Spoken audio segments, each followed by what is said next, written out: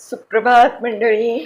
मी नीलिमा पटवर्धन आणि आपण सध्या वाचत आहोत श्रमिकांच्या अनोख्या जगात हे श्री विवेक पटवर्धन लिखित पुस्तक.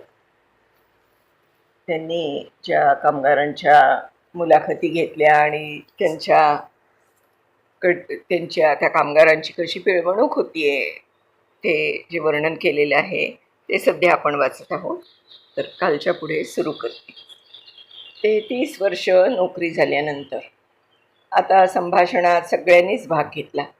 BPCL आणि HPCL देखील सरकारी कंपनी आहेत. बर्मा शेल ही आंतरराष्ट्रीय कंपनी 1976मध्ये राष्ट्रीयकृत कंपनी झाली आणि तिचं नाव भारत पेट्रोलियम झालं. तसंच एस्सो आता अमेरिकेतली एक्सॉन 1974मध्ये राष्ट्रीयकृत कंपनी होऊन तिचं नाव हिंदुस्तान पेट्रोलियम झालं. त्यांना BPCL आणि HPCL या नावानेच ओळखलं जातं. पण HPCLनं आपल्याकडच्या कंत्राटी कामगारांबरोबरचे झगडे लवकर संपवले आणि त्यांना किमान वेतन दराप्रमाणे महिन्याला 7,000 रुपये द्यायला सुरुवात केली. हे बरोबर आहे. तसंच HPCLच्या कामगारांना दररोज 100 रुपये वाहतूक भत्ता मिळतो. त्यामुळे त्यांचा पगार महिन्याला 22,000 रुपये होतो. RCFच्या कंत्राटी कामगारांना महिन्याला सुमारे 24,000 रुपये मिळतात. या तीनही कंपन्या सरकारच्या सखत्यारीत आहेत, तर त्या कंत्राटी कामगारांसाठी एकसारखंच धोरण का राबवत नाहीत? यात मूळ समस्या काय आहे? मी डॉक्टर मॉन्टेरोंबरोबर त्यांच्या ऑफिसमध्ये असताना त्यांना विचारलं. त्यांनी त्यामागचं वास्तव मला समजावून सांगितलं. 1989मध्ये संघटना स्थापन झाल्यानंतर लगेच कामगारांनी कायमस्वरूपी नोकरीची मागणी केली. CITU संघटनेनं यावरून न्यायालयात प्रकरण नेल्यावर मुंबईच्या उच्च न्यायालयानं त्या कामगारांना कायमस्वरूपी करून घेण्याचे आदेश दिले. BPCLनं या आदेशाविरुद्ध सर्वोच्च न्यायालयात धाव घेतली. सर्वोच्च न्यायालयानं 2001मधला SAIL खटला निकाली काढला तेव्हा BPCLचा त्याआधीचा खटला चालूच होता. 2004मध्ये सर्वोच्च न्यायालयानं मुंबई उच्च न्यायालयाचा निर्णय रद्द केला. मग कंत्राटी कामगारांचा मुद्दा कॉन्ट्रॅक्ट लेबर ॲडव्हायझरी बोर्ड यांच्यासमोर मांडला. पण आपण कोणत्याच कंत्राटी कामगारांना काढून टाकणार नाही आणि त्यांची नोकरी चालू राहील असं BPCLच्या सल्लागार समितीनं आश्वासन दिल्यामुळे संघटना हा मुद्दा ताणून धरत नव्हती. थोडक्यात आता BPCLकडे असलेल्या काही कंत्राटी कामगारांना न्यायालयाचं संरक्षण असलेल्या काही कामगारांच्या जागेवर नवीन कामगार भरती करून घेतले जातात. त्यांना किमान वेतन दराप्रमाणे वेतनही दिलं जात नाही. हे प्रकरण आता लेबर कमिशनर समोर प्रलंबित आहे. आपल्याला किमान वेतन दराप्रमाणे वेतन मिळत नाही अशी तक्रार केलेल्या कामगारांना 2018पासून कामावरून काढून टाकण्यात आलं. त्यांची नोकरी 5 ते 10 वर्ष इतकी झाली होती आणि कंत्राटदारही दरम्यान बदलले. न्यायालयानं संरक्षण दिलेल्या काही कामगारांनी वयाची 60 ओलांडली आहे. आता BPCLनं त्यांची नोकरी थांबवली. BPCLनं 60व्या वर्षी निवृत्तीचा नियम केला तेव्हा कंत्राटी कामगारांसाठी कोणतेच नियम नव्हते. हेही प्रकरण मग सर्वोच्च न्यायालयात गेलं. दुसऱ्या एका प्रकरणात BPCLनं कर्मचाऱ्यांसाठी तिथली घरांची वसाहत ही त्यांची कायद्याखाली एस्टॅब्लिशमेंट असू शकत नाही असा वाद घातला. हे वादाचं प्रकरण CGIT आणि उच्च न्यायालयातनं फेटाळलं. 2018च्या नोव्हेंबरमध्ये त्या कामगारांना नोकरीतून काढलं. म्हणजे CITU संघटनेनं BPCLकडे सेवानिवृत्ती वेतनाची मागणी केली. कंत्राटदारांनी आपलं देणं बुडवल्यामुळे BPCLनं निवृत्ती वेतन द्यावं असं त्यांचं म्हणणं होतं. त्यांनी जरुरी असलेली सर्व कागदपत्रं जमा करून उच्च अधिकाऱ्यांकडे न्याय मागायला दरवाजे ठोठावले. सर्वोच्च न्यायालयानं आपलं म्हणणं स्पष्ट करणारा एक आदेश 6/5/2019 रोजी काढला. त्यानुसार दोन्ही पक्षांचं म्हणणं काळजीपूर्वक ऐकल्यानंतर आम्ही हे स्पष्ट करतो की 24/11/14चा न्यायालयीन आदेश 60 वर्षांपुढच्या कर्मचाऱ्यांना लागू होत नाही. कायद्यानुसार निवृत्ती वेतनाचे सर्व फायदे कामगारांना नैसर्गिकपणे यापुढे उपलब्ध होतील. दुसऱ्या भाषेत म्हणजे निवृत्ती वेतन दिलं गेलं. BPCLच्या हाऊसकीपिंगच्या कर्मचाऱ्यांची केस जगावेगळी नाही. नुकतंच BARCनं याच प्रकारे हाऊसकीपिंगच्या 60 कर्मचाऱ्यांना कामावरून काढलं. डॉक्टर विवेक मोंटेरो यांनी तेही प्रकरण हातात घेतलंय. कंत्राटी कामगार आणि तात्पुरत्या कामगारांचं दैन्य मी याआधी मांडलं आहेच. पण एक क्षणभर थांबून विचार केला तर काय दिसतं? मुळात या स्त्रियांच्या आर्थिक परिस्थितीत गेली 30 वर्ष काहीच बदल का झाला नाही? त्यांच्या मूळ वेतनात काहीच वाढ का झाली नाही? शेवटचा निकाल हातात यायला 29 वर्षांपेक्षा जास्त काळ का लागला? 1990 मध्ये त्यांनी न्यायालयाचे दरवाजे ठोठावले, तरीही आजही त्या प्रकरणांचा सोक्षमोक्ष लागलेला नाही. साधारण 70 कामगारांनी 1990 मध्ये न्यायालयाकडे फिर्याद केली आणि त्यापैकी 25 जण आज मरण पावलेले. प्रकरणांचा निकाल मृत्यूनं लागतोय हे आपल्या लक्षात आलंय का? या स्त्रिया त्यांच्या मुलांच्या शिक्षणाची तजवीज का करू शकत नाहीत? सतत 30 वर्ष काम करूनही कामगारांचं राहणीमान उंचावत नाही. याला जबाबदार कोण?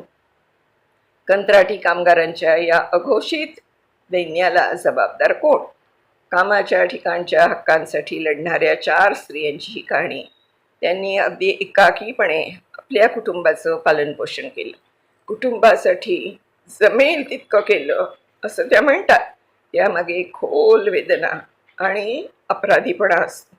उरलेलं आयुष्य तरी सन्मानानं आणि आदरानं जगता येईल का याबद्दल त्यांच्या मनात प्रश्न आहे. याचं उत्तर संदिग्ध आहे हे त्यांना ठाऊक आहे. एका दिवसात त्यांचं कुटुंबातला मिळवता सदस्य इथून पुरेशी कमाई न करणाऱ्या मुलांवर अवलंबून असणाऱ्या व्यक्ती इथपर्यंत अधःपतन झालं. निवृत्ती वेतनाची रक्कम सोडून त्यांच्या बँक खात्यालाही काही शिल्लक नाही. अनेक अनुत्तरित प्रश्न आहे. पण अखेरीस विश्लेषण करता एक प्रश्न उरतो आणि त्याचं विदारक उत्तर आपल्याला येऊन आढळतं की आपल्याबरोबर काम करणाऱ्या लोकांबाबत आपण संवेदनाशील असतो का? PPCL या परीक्षेत नापास झाली आणि समाज म्हणून आपणही नापास झालो. मंडळी, इथे हे 3रं प्रकरण संपले. प्रकरण 4 सुरू करूया. गोविंद काकांचा कंत्राटी कामगारांबरोबरचा मानसिक करार. काही वेळा तुम्ही एखादी मूल्यवान गोष्ट शोधत असता आणि ती गोष्ट मिळण्याच्या सर्व आशा सोडून देता आणि मग एक आश्चर्य घडतं. तुम्हाला ती तुमच्या जवळच गवसते. इतके दिवस तुम्ही चुकीच्या ठिकाणी ती शोधत होता असं तुमच्या लक्षात येतं. थोडक्या शब्दात सांगायचं झालं तर कंत्राटी कामगारांच्या परिस्थितीची मला खूप काळजी वाटत असल्यामुळे त्यांना समानतेनं आणि सन्मानानं वागवणारा एखादा दिलदार मालक मिळण्याच्या आशा मी गमावलेल्या होत्या. हिमांशू भट्टनं केलेल्या श्रीरामकृष्ण एक्सपोर्ट्सच्या कामगारांसाठीच्या धोरणांचा जो उल्लेख केला तसाच मला अपेक्षित होता. त्यानं SRK मधल्या HR प्रमुखांना डॉक्टर नीरव मंदिर यांना मला ती धोरणं थोडक्यात समजावून सांगा असं सांगितलं. कामगारांप्रती श्रीरामकृष्ण एक्सपोर्ट्सनं म्हणजेच SRK जी भूमिका घेतली त्यानं मी विस्मयचकित झालो. डॉक्टर नीरव यांनी मला कारखान्याला भेट देऊन गोविंद ढोलकिया संस्थापक संचालक यांना भेटायचं निमंत्रण दिलं. तेव्हा ती संधी मिळाल्याबद्दल मला आनंद झाला. मला त्या उद्योजकांची मुलाखत घ्यायची होती. त्या प्रस्तावाला त्यांनी होकार दिला. मी कामगारांची मुलाखत घेऊ शकतो का या प्रश्नालाही होकार आला. माझ्यावर मुलाखतीसाठी त्यांनी कोणतीच बंधनं घातली नाही. अशा बंधनांची गरज नाही असं ते म्हणाले. कामगारांबरोबरच्या त्यांच्या नात्यात मोकळेपणा होता. हा मोकळेपणा हीच नात्याच्या बांधणीची गुरुकिल्ली असते. मी त्यांना खूप लवकर ती त्यांना सापडली. मी 3 कामगारांना भेटलो. मी तुमची मुलाखत घेणार आहे असं मी त्यांना म्हणाले. ती मुलाखत मी रेकॉर्ड करणार आहे यालाही त्यांची तयारी होती.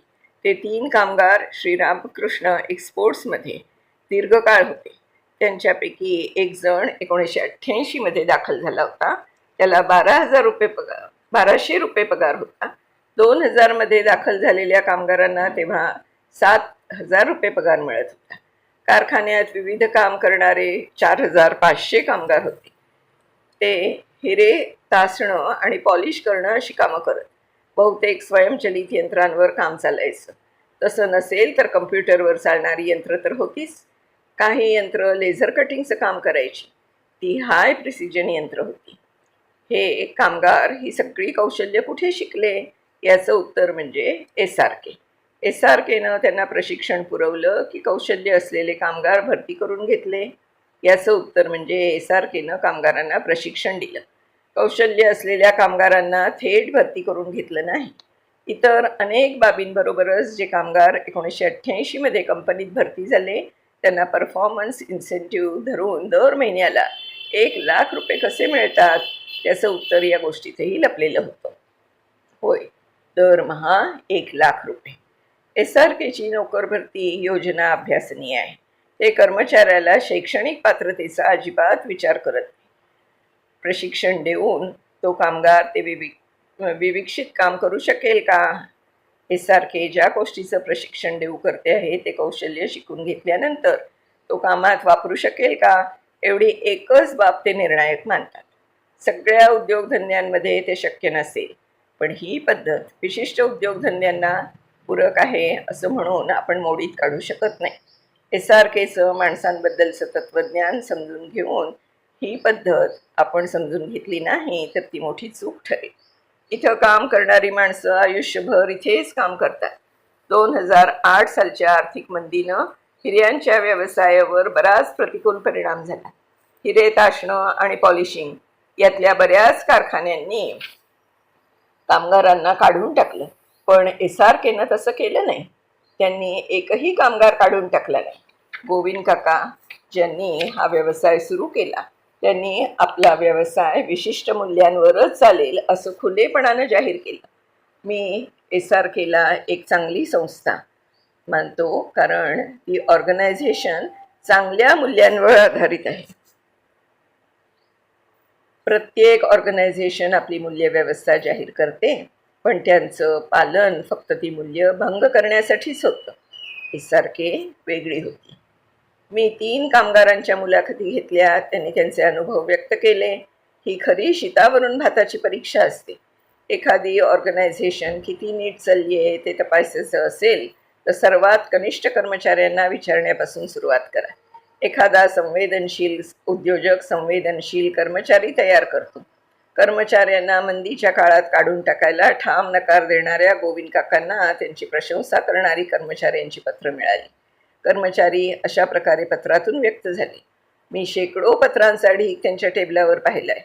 त्या सगळ्यांचा सूर आम्ही हा सांगुलपणा मनात जन्मभर जपू, कंपनीला मदत होईल अशा प्रकारे वागून याची परतफेड करू असा होता. मी खिशातून पटकन फोन काढून या पत्रांचे फोटो काढले. SRK कर्मचाऱ्यांची शैक्षणिक पात्रता न तपासता कर्मचाऱ्यांची भरती करून घेत असं आपण पाहिलं.